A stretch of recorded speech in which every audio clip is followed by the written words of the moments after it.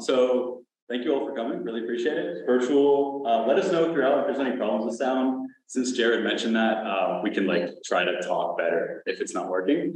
For those of you that don't know me, well, actually, first of all, thank you for coming so much. I really appreciate this.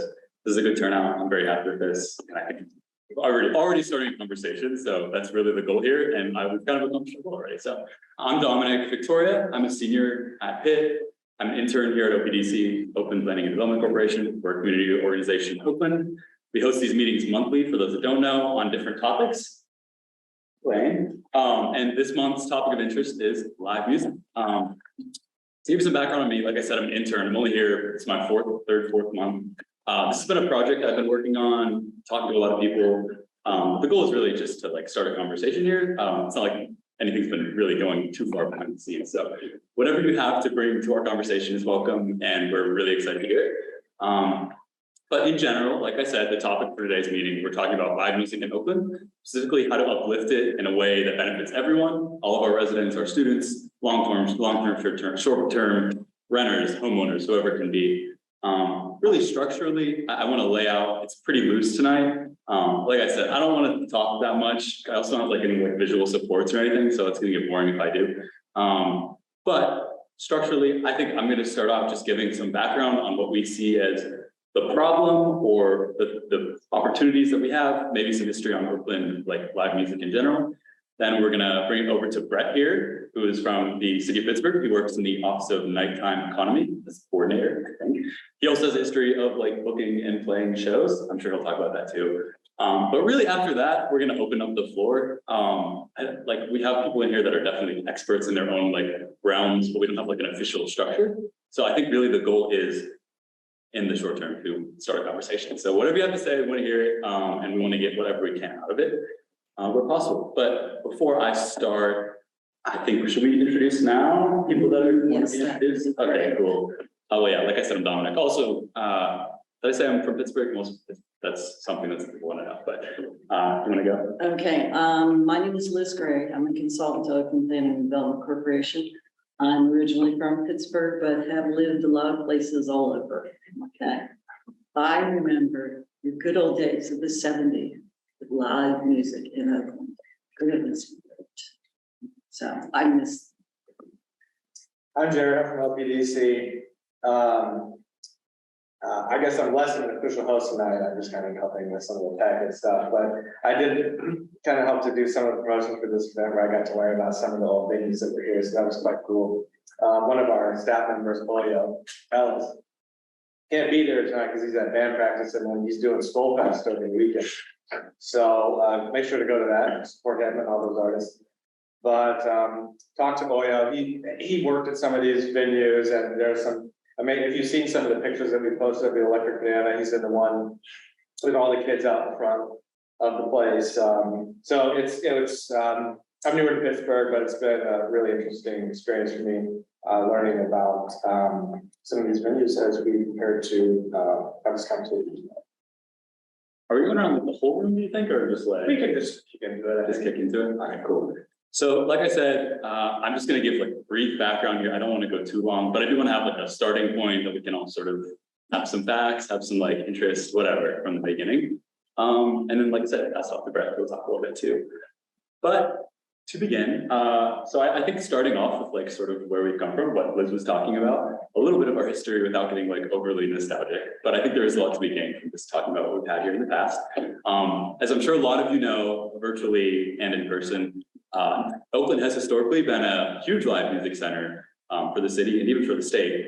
If you look back, we've had, I think, like a dozen that I could name in just like the past 40 years, especially in like two big pockets that you might not be surprised by around the 70s and then around the 90s. We had two big like emergences of live music in Oakland, specifically at venues. These venues, for those that don't know, concentrated mainly in like North Oakland, up on like Melwood, Bigelow up there, and then more sort of in the Forbes Fifth corridor where you'd expect a lot of the business to be in Oakland.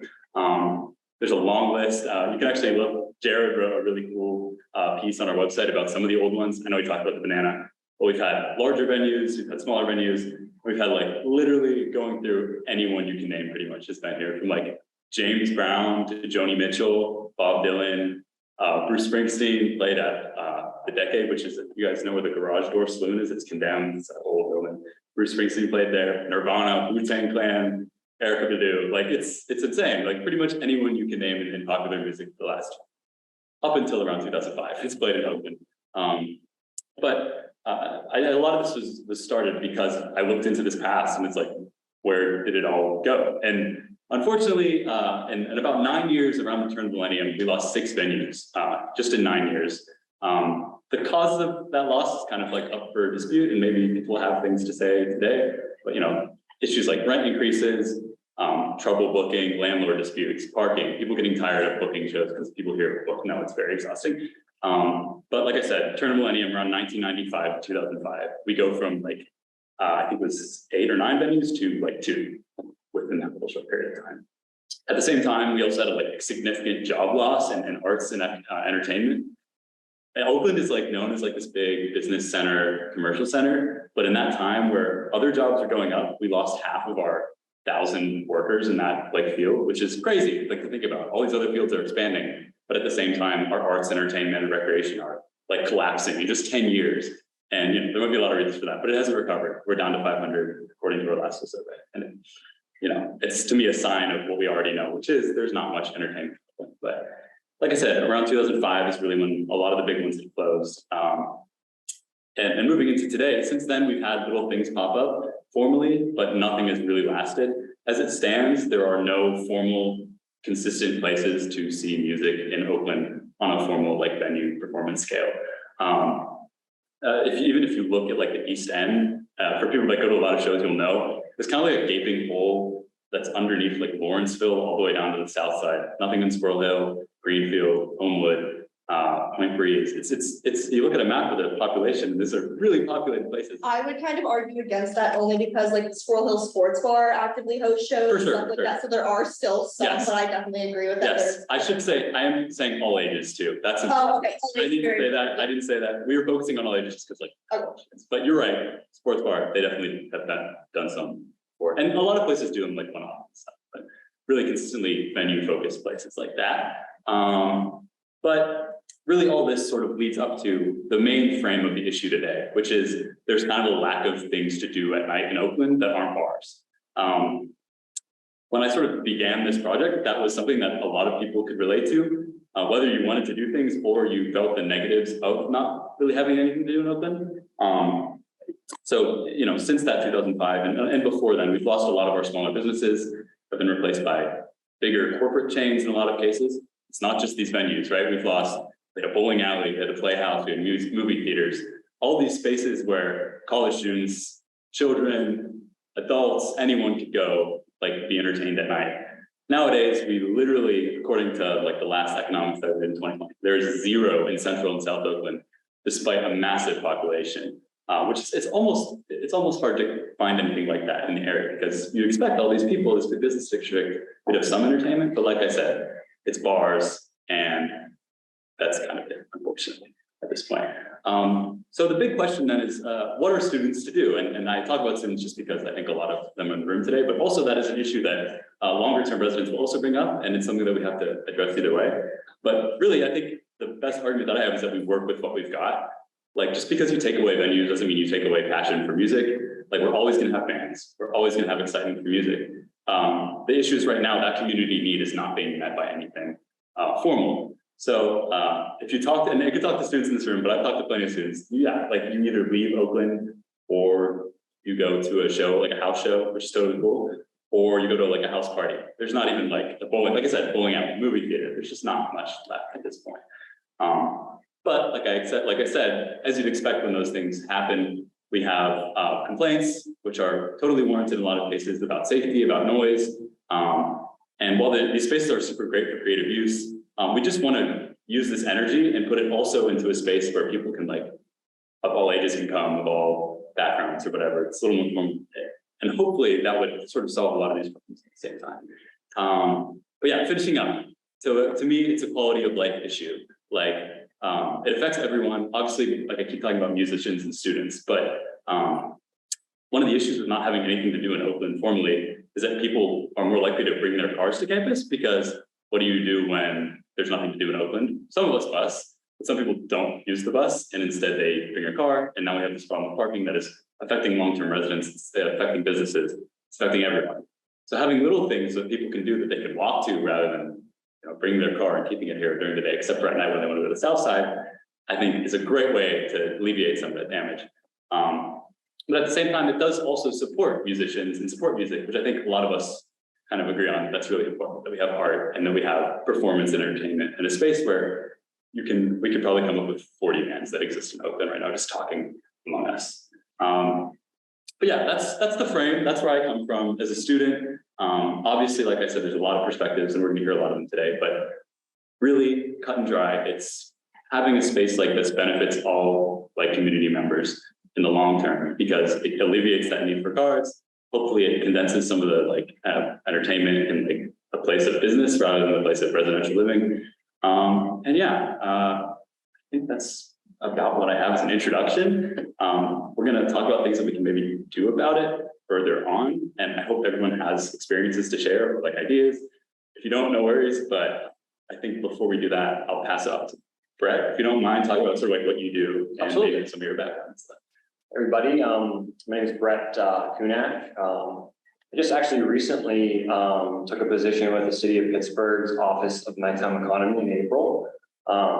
Very brief summary. I tell you, I've never been accused of being short-winded, so I try to keep everything as concise as possible when I will still go on and on and on. But brief summary of the Office of Nighttime Economy is we're a liaison for food, beverage, entertainment businesses that generally operate in the evenings or after 5 p.m. We operate on this idea that the economy in the city doesn't stop at 5 p.m. and we're trying to transition into being a 24-hour economy, a sociable city where there are things to do, where people want to move into the city because there's fun things to do. So that's a big part of what our office does. We provide resources to city businesses like safety trainings, we help them get started. We can even do some consulting if they have some major kind of issues that they would just like to talk through, kind of navigate issues with maybe the community that their establishment's in. A lot may have to do with sound complaints, a lot with breweries or music venues within communities that are trying to navigate the sound ordinances and things like that. Really everything in between, so like I said, to really give resources for businesses, owners and managers with their staff as well. Everything from making sure there's transportation, the streets are lit, to making sure that there's public safety, accessibility. So that's what I do for the city of Pittsburgh. Like I said, I just got started in April, and other than that, I come from a music entertainment management background. 5 years, I was the general manager of Club Cafe in the South Side. Did everything from make sure the pest control and the trash was out, to hire the staff, to train the bars, to advance the shows, to be the ipso facto production manager of the day, coordinating with sound, bands, and for everything in between. It was a great experience.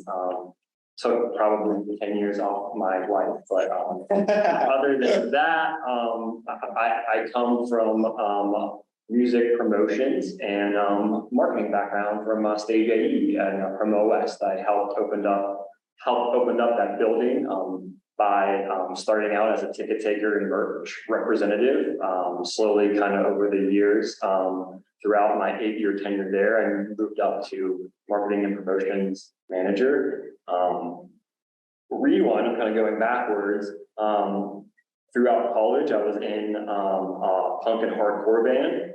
I worked for Sony Music, major record labels in New York City during my college years. I also worked for independent labels in Pittsburgh, some punk labels. I worked for international punk bands that were hosted based out of the city. And more than anything, to get back to what we're talking about, my very first concert experience was so probably the summer of 8th grade. My parents dropping me off on 4th Avenue to go see a show called Laga.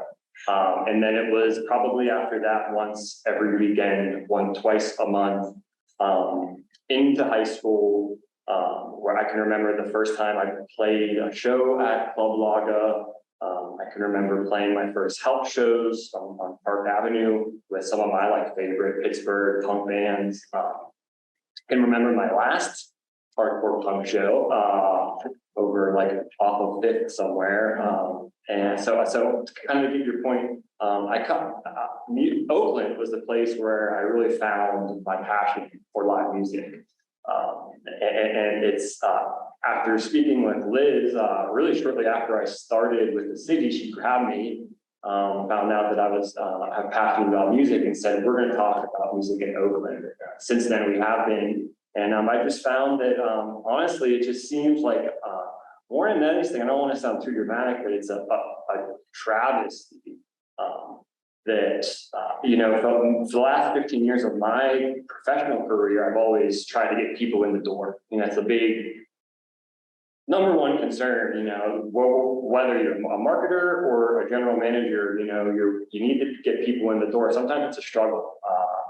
So when I hear that there's kids that are excited and passionate about music, packing house shows and basements, that just shows me that there's a passion for music, and shows that there needs to be more of a legitimate space. Now, coming from a punk rock background, now I'm working for the city, I have this lens of like public safety and just, I'm a parent now too, just safety in general. So, well, it's very exciting to see passion and excitement around live music within like the student and Oakland community. I do have some concerns about 200 kids in a basement or an old, let's face it, the structures that the students are living in aren't the best as far as exits or wiring. And so yeah, there are some concerns as far as safety that at the very least, I would love to see some sort of programs to help make sure these, I almost said kids, these people are at least approaching this in a safe way. To the very best case scenario, we open up a stage that's a co-op where students are involved and there's a manager on site every night. And I'll kind of leave it at that, but yes, thank you for inviting me, and I look forward to the conversation. If anyone has any questions about what I just said, I'd be happy to answer them, but thanks. I mean, we could start with that if you want. I mean, you've got a lot more experience and background here. I really do hope to just be like a mediator where possible, because I am like 21 and I don't book shows or anything. We have some really experienced people here, but I also do have perspective. So yeah, I mean, we can open up the floor to like questions, comments, experiences, like really whatever to get started. Well, first, I think a very good representation of like the South Oakland Pittsburgh scene is a quote straight out from one of our heartfelt, home-crafted bands, short fictions. Living in places like these can be bad for your health. Hence the South Oakland decrepit, like falling apart houses. That is something I've both noticed as like a showgoer and person that is starting to get engaged in running some spaces, and also just like knowing people who run these spaces, that I have definitely seen some very unsafe things.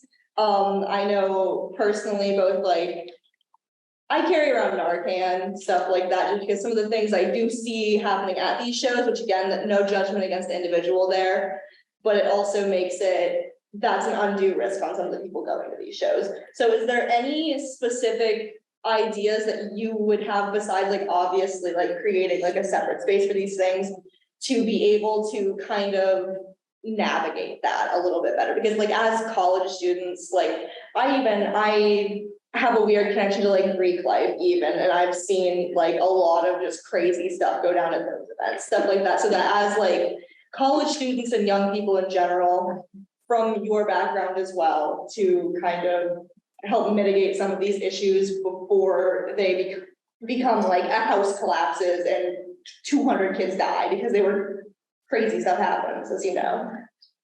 Right, that's a great question. I'm not sure if I'm qualified to answer it fully, Or but even any just I can ideas. say that, use your best judgment. I would say if you're a student, and you love good, and you make a habit of going to these shows, which like I was,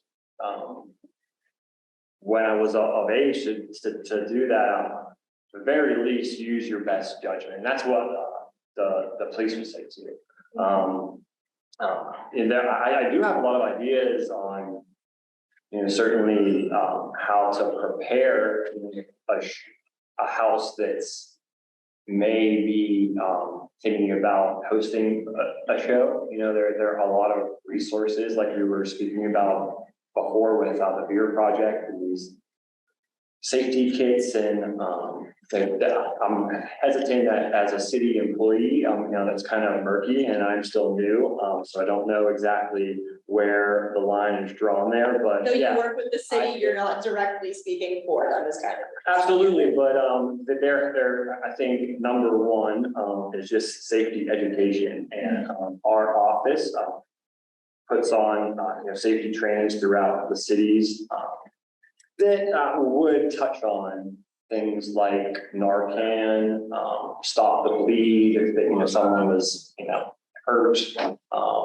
we're scratching the surface of like a de-escalation with some more like mental health Yeah, issues. well, because that was gonna be also my next question, because I feel like a big issue too is the police ending up and turning up at these events. Sure. Because I know multiple people who end up getting like so scared whenever the police come that I've seen people get hurt in the attempt to leave those spaces. Like there was I'd like to talk about it now that it kind of like doesn't exist anymore. Does anybody here know Dawson Pod? And while that was happening. So it was on Dawson, as you can imagine, like behind these apartment buildings, big old space. There was like alcohol being sold to like literal high schoolers. There was like a garage roof everybody was sitting on. And there was kind of like one way into it really. And then there was like kind of a little bit of a steep drop off of one side. There was a couple times towards the end of that like little area, because it got shut down because the management company was like, we will evict these people if they keep doing it. But I like would see people like literally like jumping off this wall and stuff like that, just out of fear of getting like underage charges, and like obviously if like somebody's selling alcohol to like high school sophomores, maybe that's kind of a more of a big deal. But stuff like that where it's like, if there were either like other options than like the police directly coming and like giving people like charges and shutting things down. Cause so it gets in a very dicey territory where the enforcement of these things I have seen lead to harm as well. So it's just like, is there any like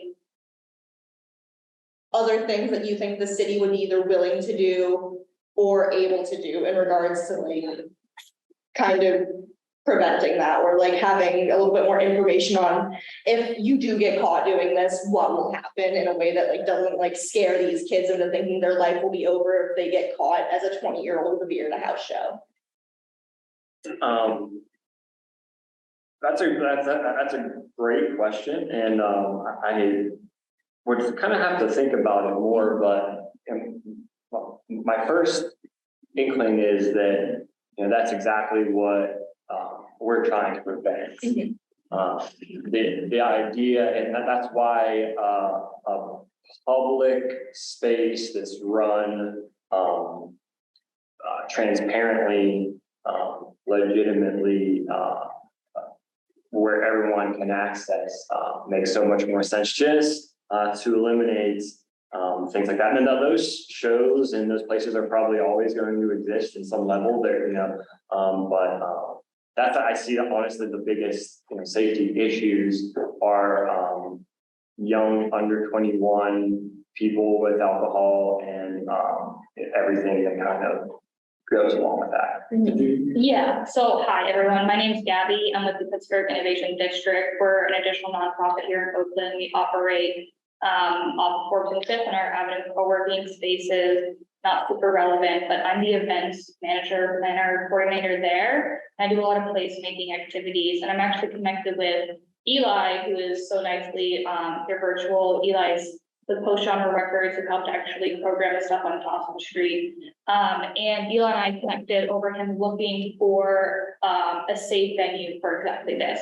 Somewhere that's for all ages, it's monitored, it has shows that have still the basement kind of hardcore underground feel, but is, it's a safe building. And we scouted a space over on Atwood Street, the old church.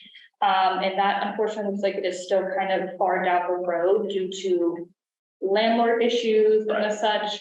But Eli actually just told me that he is, and my boss, Mike Madden, who's the vice president these days of the Innovation District, and found another potential spot in Oakland. And actually, if you could let Eli kind of talk a little bit more about that, he's on the virtual screen somewhere with one of his partners. Before we get into that, can I just add something about the house parties and house shows? Yeah. I feel like that is a completely separate animal, just because we're dealing with, that is more or less dealing with public health and safety and, obviously educating people on, don't do drugs, don't drink underage. Those are things that we necessarily cannot police because they are private residences. And, if the police are showing up, if landlords are threatening eviction, I feel like it's warranted because these aren't spaces that are meant to have shows. I agree, there's definitely an assumed risk deciding to run It a is. house for venue. It's an assumed risk, just like if you were going to a show when you were standing in a mosh pit. It's an assumed risk that something could happen. But I think ultimately we cannot solve that problem without having the infrastructure to support these musicians. That's all right. One of the biggest things is that a lot of the venues throughout the city, I've noticed, will charge bands, they will charge them to rent the room. They will expect bands to sell so many tickets. There's a lot of barriers that local and independent bands are facing with these venues that if we were to bring something to Oakland, we would have to be mindful of making it accessible for these people to actually play shows. Because, some bands might only draw 5 people. They should still be able to have a space to play. Even if it's for their 5 friends, they should still be able to have that space. I agree. Oh, It's gonna happen either way. I'm Molly Crow. Yeah, go ahead. So I'm Molly Crow. I am the communications marketing manager for the Oakland Business Improvement District. I am not from Pittsburgh. I'm from Youngstown, Ohio, where I spent the last decade being heavily involved in our local music scene. I've been a live music photographer for the better part of a decade. And I've worked closely with an independent venue during the pandemic to help them kind of like keep things on track. So I'm definitely passionate about making live music safe and accessible. So. And just one more thing, and I'll drop it after this about the house party and house show realm of things too. I feel like a lot of people, because while obviously it very much is an assumed risk, a lot of these kids do not understand the risk they're taking, which is part of the issue. And so it's because I know it's certain landlords will charge a certain amount of money if over a number of occupants. Because I think one of my friends' leases literally says if more than 2 guests per tenant, they're supposed to charge this amount, stuff like that. Obviously something that you should know, but I also feel again, part of it is education there in regards to making sure, I don't know, because again, I feel it is kind of, again, a separate issue, but also kind of does wrap in there should be more accessible resources about the legality of these things and also tenants' rights as well, even because I feel we could even fall into that, so you don't end up beefing with your landlord for 6 months over things you don't know. And I'm not trying to discourage house shows because they absolutely serve their purpose, but it's also one of those things where if you're having a house show and you're hosting it, you are liable. You should be held accountable for the people that are in the house. And if you are serving underage, the cops are going to show up. If you're doing dumb things, the cops are going to show up. It's one of those things where if there were more transparency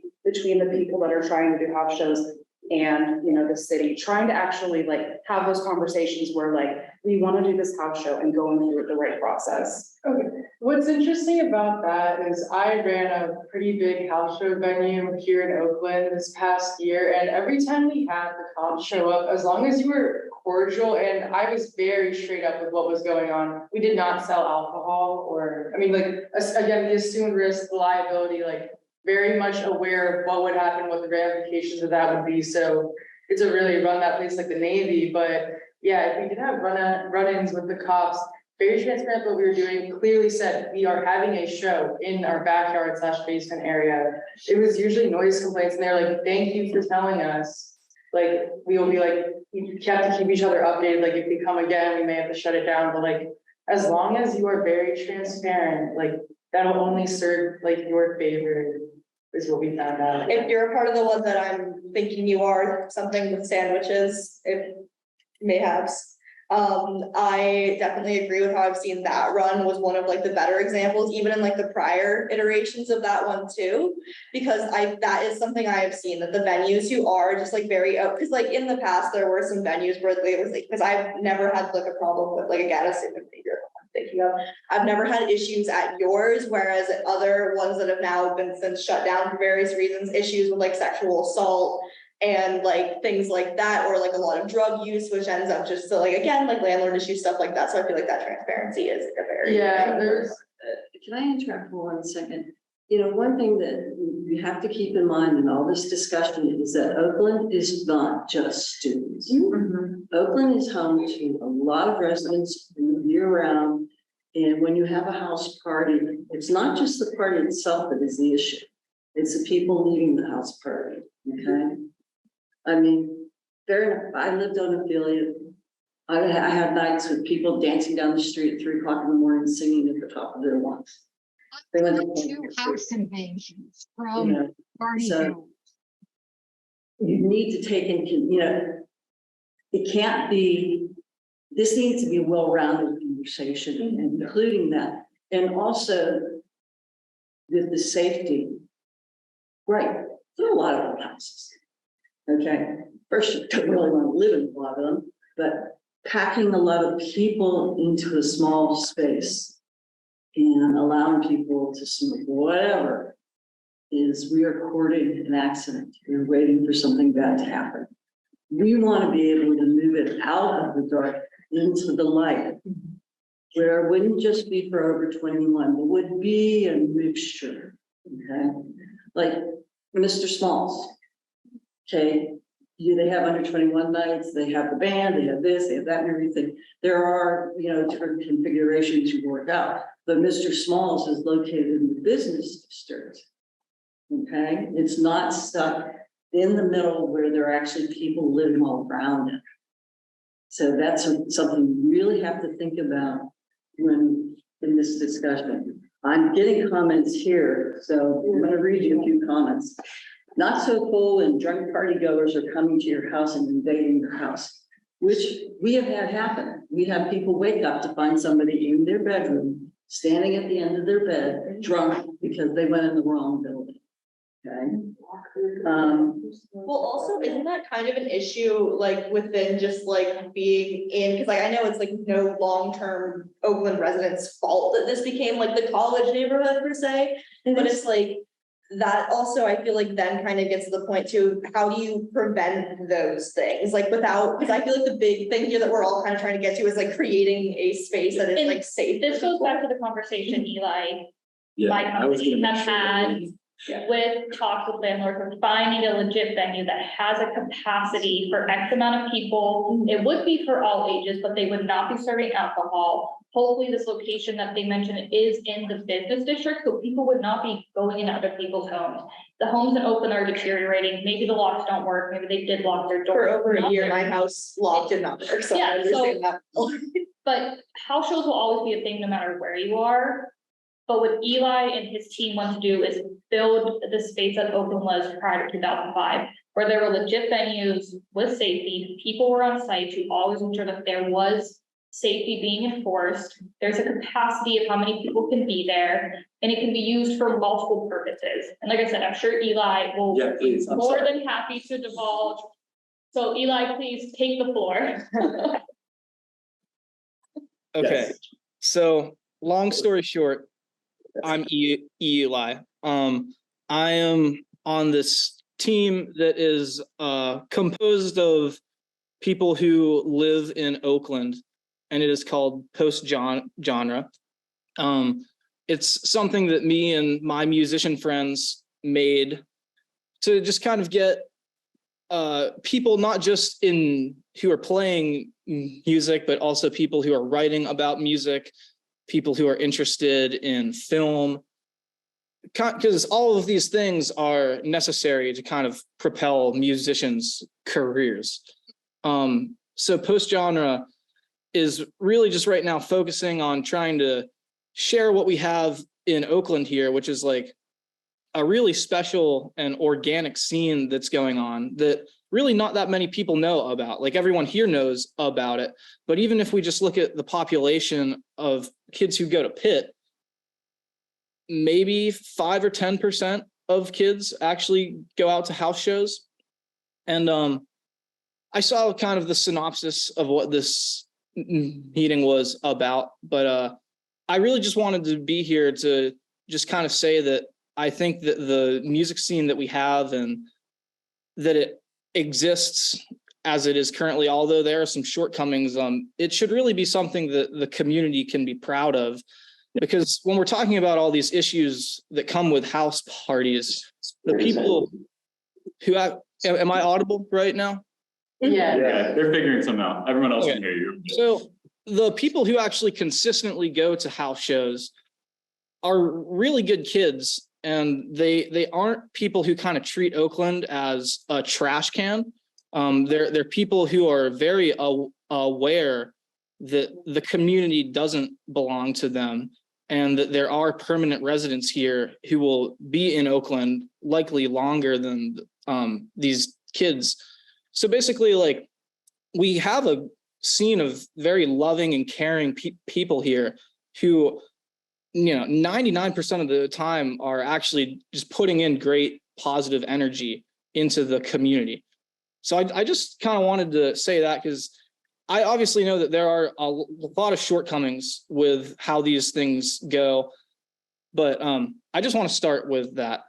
But post genre over the last year has been trying to find a venue where we can have these shows, not just so we can have increased safety, but also just coming from a musician's perspective, there's a lot more that can go into the production of a show that when you're done playing it, you really feel proud of playing it. Things is like, oh, everyone could actually hear what I was singing over this sound system.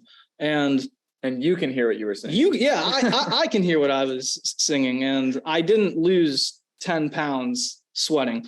So as a musician, I'm really just looking for a comfy place to play. And this whole sort of journey kind of started out of that. Post genre right now is about a 10 to 15 person team. And we've recently partnered with the Pittsburgh Innovation District, who Gabby is representing right now. And at the beginning of this journey, we're really looking to convert this church that is catty corner to Mad Mex into this venue that we're all talking about.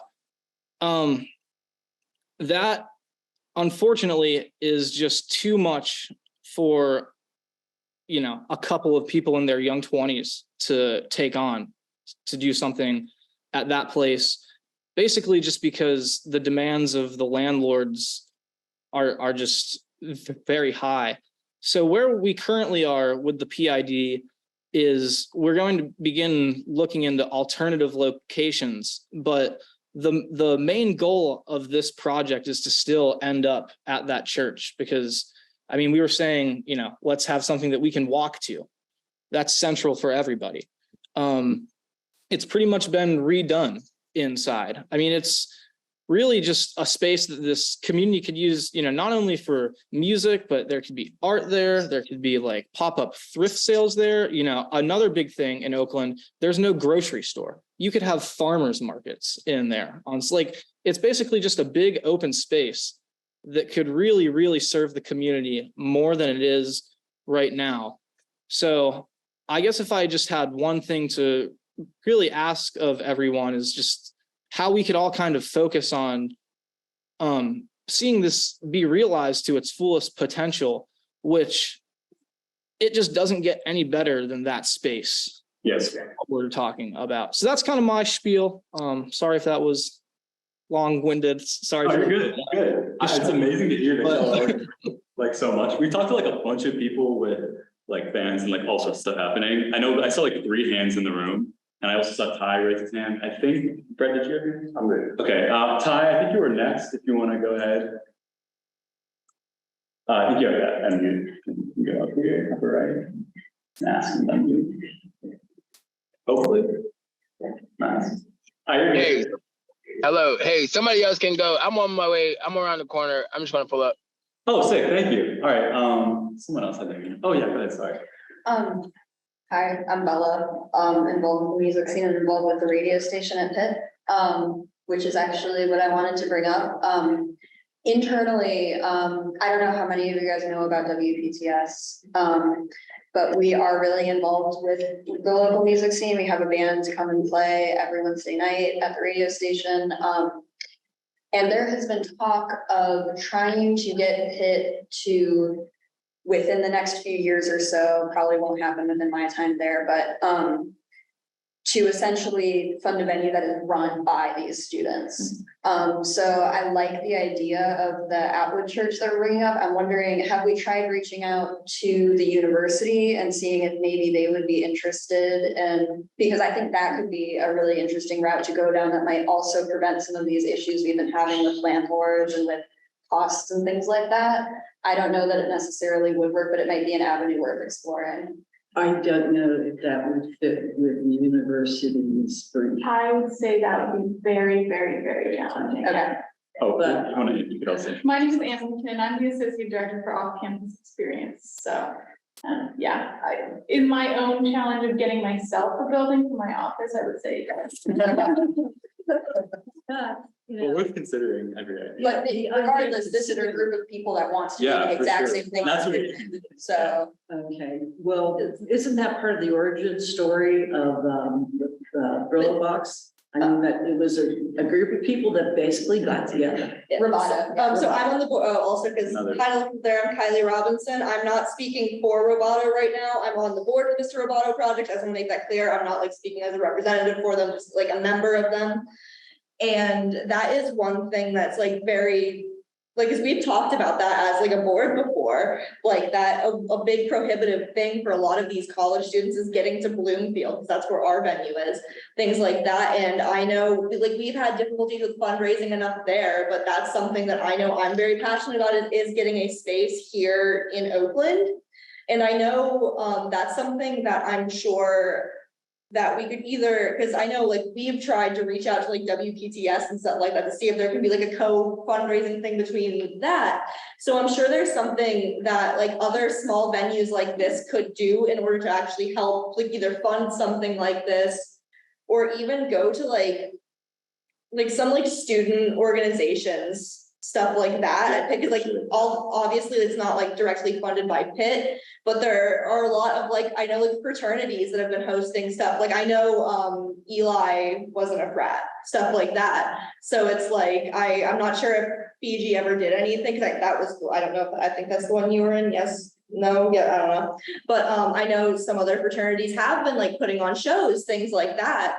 And so, and a lot of them do have a lot of funds. So if we can go to these different bigger groups that have been doing these sort of things, I think the biggest issue kind of has been communication across the board, whether it's house venues, because that's why something like this is so important. And that's why I think if we actually like do things like this, publicize it a little bit more, I can like see if Roboto would be willing to like push any of like these meetings or something like that.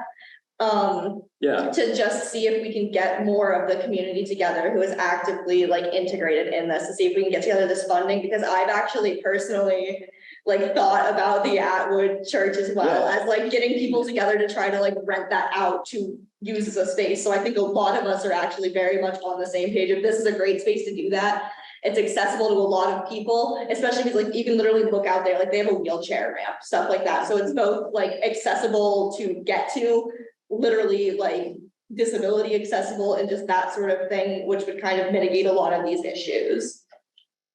Yeah, I mean, and like that's like, but this is a very, what's it? It's a very early meeting. Thanks for coming in person. I really appreciate it. We had like that's the goal here. Like this isn't like we're making decisions or anything, because they're like throwing the line out and like seeing who would like draw in, and then from there, like, so if people aren't here, it's cool, like they're gonna be involved. But there was some talk about like doing like some sort of like steering committee or something of, A work. because it seems like there's a lot of different like interests here. They're all, well, there's a lot of different people with the same general broad interest and a lot of knowledge in the room that clearly in our own spaces, we aren't sharing with each other, but here we can. So I think we keep that on our minds. Obviously, we're getting close to time, but maybe, yeah, like 15, just. But the other thing is, I am all for the music scene and everything, but we also, think about other things that you don't have, like Eli said, grocery Yeah, store. yeah. I'm sorry, I like bowling alleys. I go to Lawrenceville. Well, you can have a bowling alley with a Yeah. music venue. Yeah. Actually, in Cleveland, Ohio, there actually is a space called the Halls that is a bowling alley and a venue. The And we venue I don't have was a in venue there. Youngstown We used to have the was a bowling playhouse. alley and. Yeah. Yeah, so it's like. Our main concern It's a fun is concept. Detroit. there has to be an alternative given to all consumers and residents of Oakland. Right now, all we've got is bars and fast food. So I think part of that then also boils down to like, how do we prevent these bigger corporations from like buying up these spaces and using them? Because it's like, I can't remember the guy's name, but like the chicken, the melted, I like to call them the Vowel Drop Corporation. Like they own all these restaurants that are right there. So that is the barrier. The thing is that the people who are, I don't want to sound pessimistic, I just want to sound realistic. The people who want to see this happen don't have deep pockets. Right. That's why we're having these problems. We're not going to be able to stop UPMC from buying another building. We're not gonna be able to stop Pitt from buying another building. The thing is that we're gonna have to do it on our own terms. And I think the way to go about it is to not get involved with the corporations and work with local nonprofits, see if you can get grant funding, see if there's a way, like we're saying, like some kind of committee, like Yeah, that's the way to go about Well, it. yeah, There's no that's- way we can stop Big Brother from buying up all the land. that's all right. You can read that, I think. Okay, can I read something from our little feed here to make Oh, sure? yeah, I know. Okay, but well, Ty, I'm not gonna read what you said. You can say He's right, yourself. though. He had the best comment. And from Adam Valen, there's a huge opportunity towards workforce development within communal spaces. Would love to see a space that could also provide creative services to artists from audio, video production that can create a physical product for artists. Seems like a perfect match for WPTS. Signed, a former house venue operator. I We mean, got. look at Braddock. Okay, what Fetterman and his wife have done in Braddock with the art, 412 Art House. Yeah. And it's, think outside the box, don't, been doing this for 7 years. Always when we have something, the first remark we did, well, pick it. That's Good the stuff. answer. Well, and that's also, that means you're completely under their jurisdiction and their rules as well. Because like, I know the Roboto project, obviously, like we are under a landlord, like I believe our landlord is literally like, well, one guy, but we also are like within the Bloomfield Garfield Corporation. I'm not entirely sure about that, but it's like we have rules that we have to follow with the space. We've had problems recently with like graffiti out back that we've had to take care of out of our pocket. And again, all of our money, like we do not get paid for this. I am a volunteer there. Like I do that out of my own time, my own passion. So I have had to go out back and paint over graffiti on our neighbors' properties, stuff like that. So it's like part of it is just, I think, getting like the funding and the passionate people together to actually like want to do this. And that's not going to be any one individual. That's going to be whether we can, because like I mentioned to Brett earlier, I worked at the Carnegie Museum of Art for 2 years. I can reach out to some of the people I know there to see if anybody has any deeper things. People who just run house venues here, stuff like that, who might have insight on what the community wants. Things like that, where if I think genuinely the biggest issue has been communication, which is one. Yeah. Sorry, I want to make sure. No, you're- people too. I, You go ahead, go ahead. Go for it. this was maybe more of a question directed towards Brett. Has there been any talk of funding through like the cultural trust? I'm not able to answer that question. One route that I can say maybe worth looking into is the ARPA funds for arts. They were just You're about to cut them, right? We're about to cut them. Yeah. I won't say how instrumental anybody was, that they weren't cut, but they weren't cut, so I don't know. This is why we need a working group to look at all these different things. Yeah. You also have, some big time promoters in the city Yes. that have made Yeah, a tons on- fortune over the last Yeah. 50, 60 years. Okay, you have, there's all sorts of opportunities, but we need a group of people that are gonna be willing to work on it, have a passion for it, and also are patient, because as you know. Put my name at the top of this. Yeah, let's Start by your name on. let's put sign it. Caleb. Yeah. Caleb's been wanting to say something, and then Eli's been wanting to say something. And Ty also wanted to say something. So whoever wants to go, somebody can go. Okay, Caleb, you've been waiting. Sorry, Eli, we'll get to you. No, I have a bunch of things that we could talk about. My dad went to Pitt 40 years ago in like the 80s, and the difference in what was there in terms of nighttime things to do versus now is kind of wild.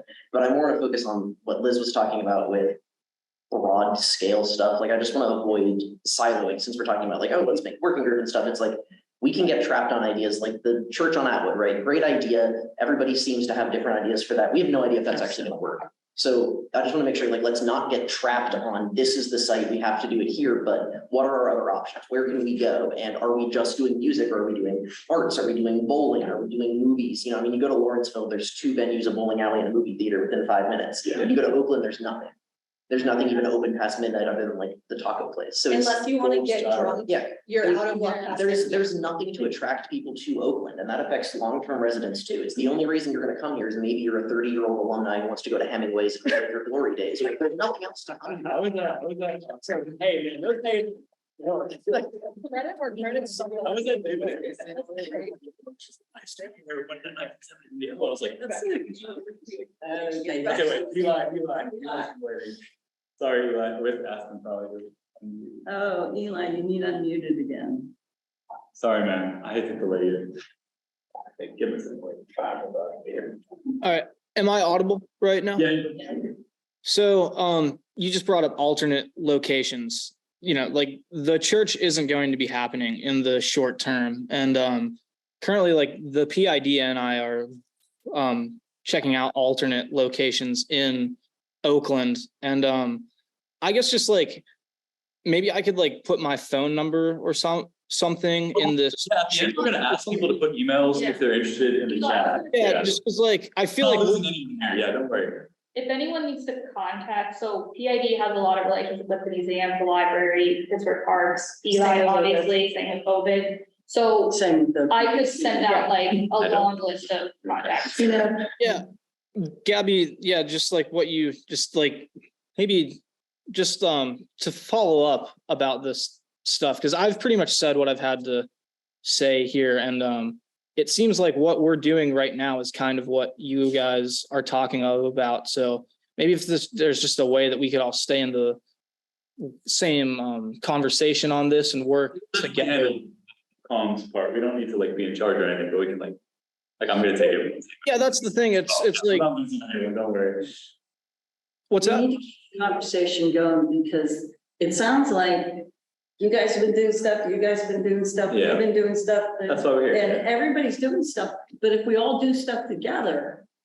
Yeah, I think that's the That number one would be- takeaway. Yeah, from- and Yeah. Ty too. And I think that really speaks towards the Pittsburgh music scene in general. It's a very splintered That's scene. right. For me, so for me personally, so people who don't know, my name is Ty. I'm also a performing artist. I go by Trap Panther. I perform all across the city and done all kinds of things, but consistently what's become a problem for me and like a lot of my colleagues is booking. Like we want to, and I want to do, the cool stuff. I want to do No Sad Music Festival. I want to do Redfish Bowl or whatever. So I'm consistently finding myself, on Office Nighttime calling like, yo, who's doing these bookings for these shows that y'all posting? Like, who's doing this? Who's doing this? And there's a bunch of people in the city. We're a musical city, but we're all doing our own shit, and it's like, hey, like we would really benefit as a group of people, as a small city, which we are a small city. We all like to think that we're like this, like next metro on the wave, it's like there's 47 people like in Pittsburgh. It's not that difficult for us to, break down some of those silos like what you were talking about. That's right. Yeah. And I think that we would really, get more traction in a lot of different Thank you. Yeah, for sure. And yeah, go ahead. Oh, finish your. Okay, I wanted to make just a suggestion that I had thought of a while. I know, Oak Watch used to do block parties to introduce students to one. The university has a block party. So they do them now, okay. I think this is just an idea to throw out there. Any ideas? Yeah. I think that a lot of students aren't really informed about those block parties. And I think if we want to specifically integrate people within the music scene, I think maybe one, get a noise permit. I know, I'm pretty sure they did it at Plant to Plate last year. They did, yeah. Throw an outdoor show that you can invite these students to and network with them there, where you're sharing a common interest. And I think there might be some cost there. We could fundraise for that, but that might be a good way to, because we're talking about how there's this communication problem. I think a lot of people don't know this exists, to be honest with you. I didn't know about this council until a couple months ago, so. Yeah. Also, speaking to that, like, it's also, and I don't know who at the city is responsible, but it's a hassle to get permit, Yeah, that's true. For small groups who want to do shows, and like, we're planning our first like medium-sized event, and I grew up in South Oakland, 28 years. I've thrown many events in South Oakland, and I never got no, and the city would be like, oh, you need a permit, and I'm like, well, why do we need a permit? We're cleaning up the trash.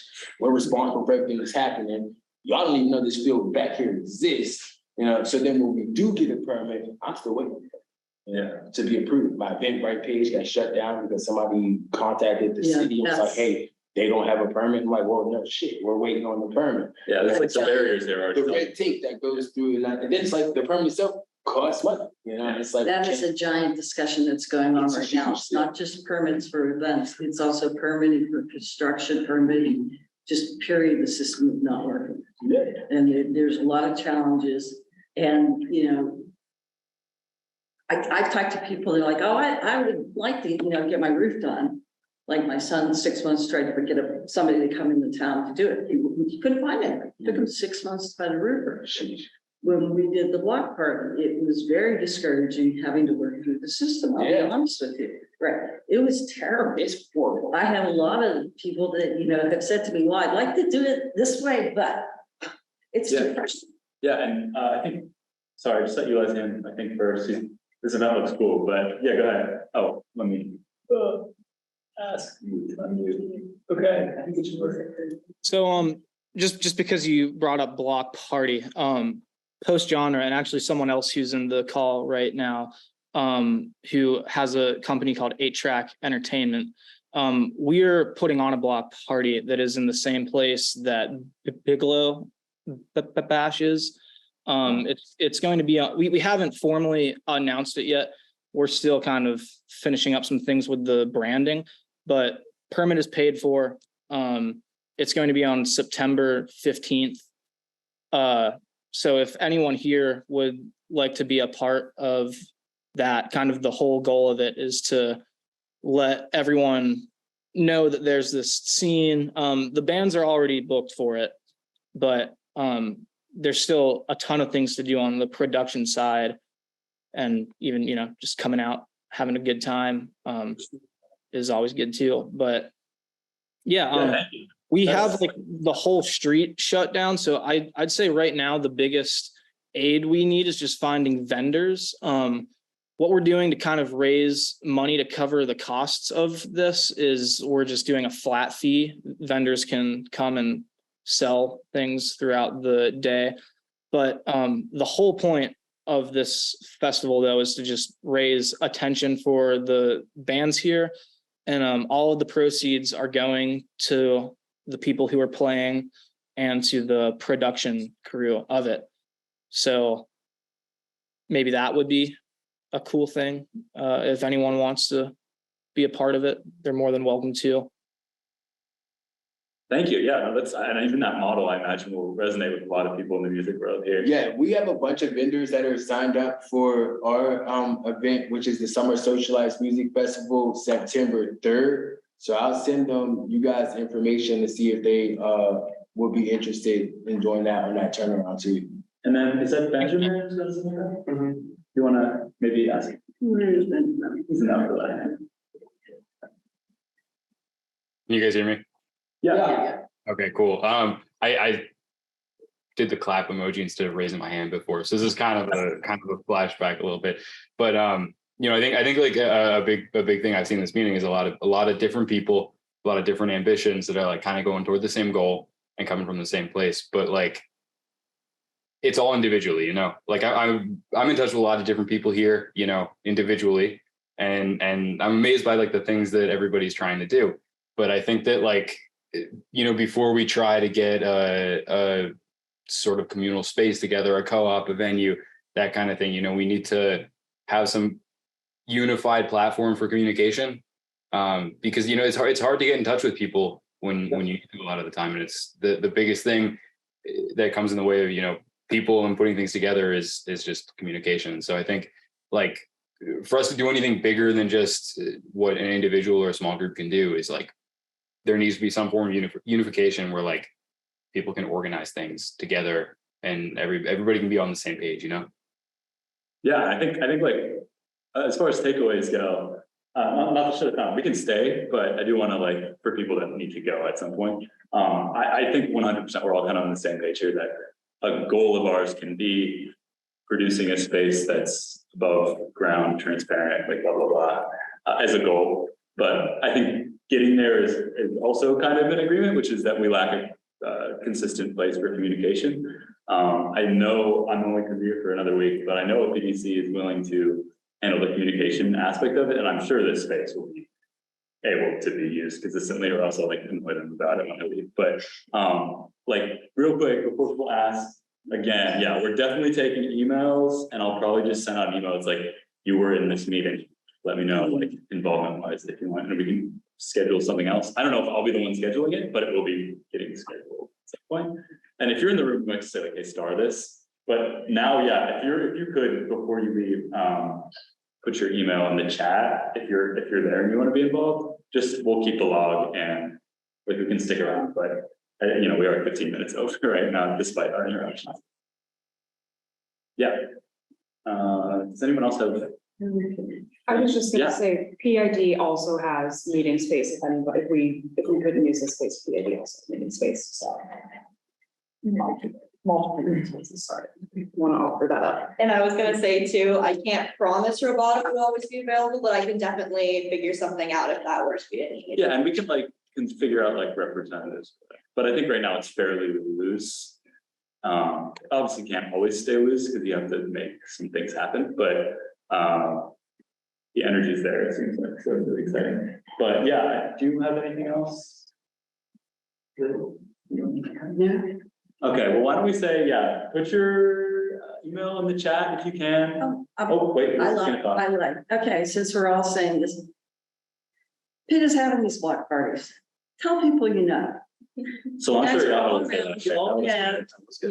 address. I go. Boys. Every address in Oakland is getting a mailer. That happens every year, whether they arrive to everyone or like different apartments. But the intention is everyone is getting a mailer with all of the dates in Oakland, and we will be out canvassing the Thursday or Friday before each neighborhood's block party to talk to those specific residents and re-flyer and clean up a bit in that area. So we'll be out there. We're going to be publicizing. Clearly, it's not happening enough, but things are happening. Yeah. As in, keep an eye out, and yes, tell everyone you know. I don't think they're not being publicized. I think we're all getting information from different places. Like some people are looking on Facebook, some people are looking on like Google, like everybody's getting information from everywhere. Yeah. So it's hard to measure exactly like. Yeah. Right now, when my other job, I worked at the media company, and anytime I put out like an e-blast or something, I could do it like 7 different ways. And I really wanted to just go like this, but everybody's using so many different channels now. Yeah, if you're not on the right email list or whatever it is. Yes, Yeah. and- That is why we do physical mail and we go door to door and canvas, because physically giving someone something means that they physically have it. All right, before we wrap, also Chloe raised her hand, so. Hi, I just wanted to introduce myself. I'm Chloe. I'm going to be a junior at Pitt, but I'm currently working on a documentary about Pittsburgh music history. So a lot of this kind of like works together with that. But I just wanted to let you know, like, if anyone wants their cause to be promoted, if you're like looking to create a venue or something, I would be happy to advocate for that and use my film. It's going to have a showing on campus. It's going to be posted online. I've seen like how Oakland used to be and how Pittsburgh in general used to be. It was huge for music, especially in like for jazz and everything. But yeah, just so let me know. I would love to work with anybody on this kind of stuff and advocate for a venue in Oakland, which would be great. But thank you. That's it. You can send that to an LPDC email whenever you're doing that screening, and maybe we can help to promote that. We can definitely help. Oh, yeah. All right, cool. Thank you so much. That's so sick. I think like that energy is stuff we need. Like, I think I said earlier, Eli, about like only 5 or 10%, even though we make a big deal out of it. Might know about this, but it can benefit a lot of people. Hopefully in the long run, if we do it right. So that kind of stuff is like so cool and super important. And I really appreciate you coming and talking about it, because I'm not gonna be here much longer, but I'm super down to help. And I'm sure a lot of people in this room are also super down to help. So thank you. Any last words? Feel free to stick around for a bit, talk amongst yourselves. I mean, we're not gonna be here all night. And Joey, I saw we got your email. Joey's worked with the Oakland Pop Festival. Thank you for being here. I really appreciate it. We'll definitely keep you in communication too. For sure. Yeah, thanks everybody. Thank you. Great turnout, great. Well,